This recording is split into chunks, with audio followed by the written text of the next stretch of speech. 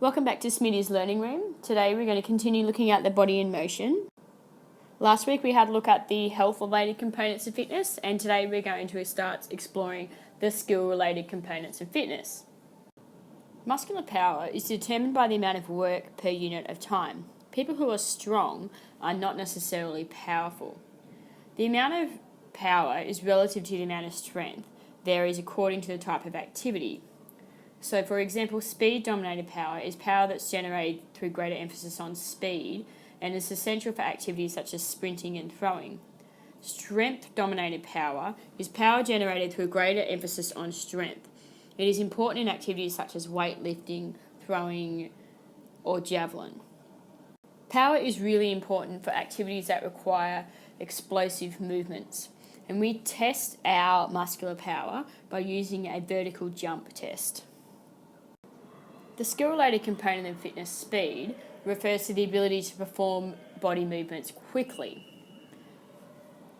Because speed can be dependent largely on our body composition and the types of fibres in our muscles, speed is not necessarily as responsive to training to other components of fitness such as cardio, respiratory endurance or strength.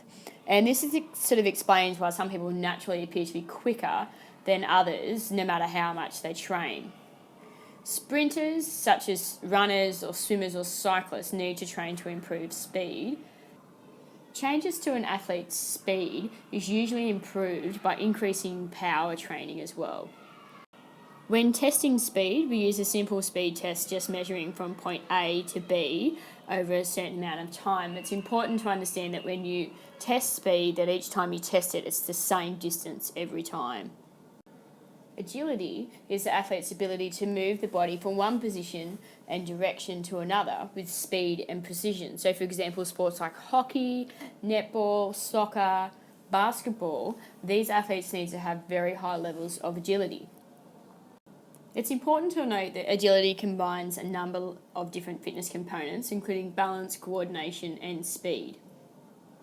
To measure agility, we do what we call the 505 agility test, where athletes run in and out of cones and up and down and are timed for this. Obviously, with a test like this, we're not just looking at how fast the athlete can get from point A to B, but also how fast they can change direction, apply power to be able to change direction, and obviously that's having a look at agility, which is encompassing all of those components of fitness together. Coordination is the ability to harmonise messages from senses such as sight, feel and sound with parts of the body to produce movements that are smooth, skillful and well controlled. So, for example, coordinating dribbling a soccer ball down the soccer pitch, playing a serve or a backhand shot for tennis, or coordinating a shot at golf. Coordination requires a relatively good interaction between the brain and the muscles, which enables us to have efficient body movement. And it's really important in games with movements that require a lot of throwing and activities such as dancing. Often we identify players who are skilled, such as professional players, to have higher levels of coordination, and this contributes to the aesthetic quality of their movement. To test for coordination, we can use the half flip stick test. The test aims to see if the athlete can attempt 5 half flips. A point is scored for each successful attempt at 5 of those flips. Balance is our ability to maintain equilibrium while either stationary or moving. There are 2 types of balance, static and dynamic. Static balance means maintaining equilibrium while the body is stationary, and dynamic balance refers to maintaining equilibrium while the body is moving. We use balancing skills in pretty much every moment of our lives. However, some sports require more balance than others. So, for example, gymnasts require a very high level of dynamic and static balance, and snowboarders or skiers would also require a high level of dynamic balance. We can improve our level of balance by training as a person learns to control their centre of gravity when moving and also when static or when standing still. Often the best way to improve our balance is by widening our base of support. So for example, spreading our feet a bit further apart when standing still. The test we use to measure balance is just a simple static balance test, where we start by lifting one leg up off the ground without shoes on, lifting it behind our other foot and placing our hands above our head. It's a simple case of just timing for how long we can move before the body falls out of the line or centre of gravity.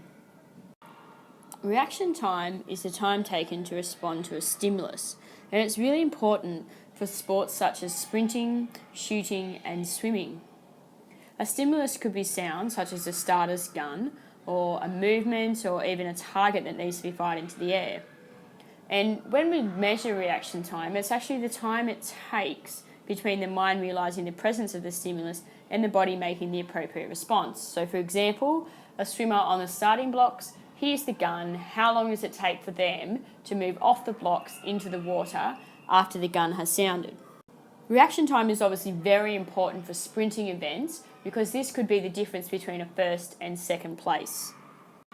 The test most commonly used to measure reaction time is what we call the ruler test, where athletes or subjects can be tested on vision and in hearing. And generally the ruler is dropped at a height and the subject must try and catch the ruler as quickly as possible, either responding to the ruler being dropped visually or responding to a sound from the person who is testing the subject.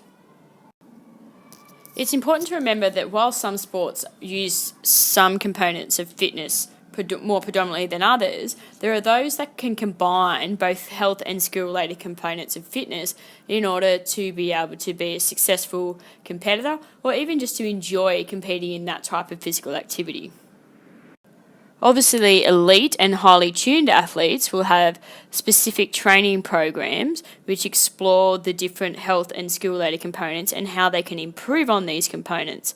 They will also do regular testing to see where improvements have been made or how training programs can be altered in order to improve these components of fitness.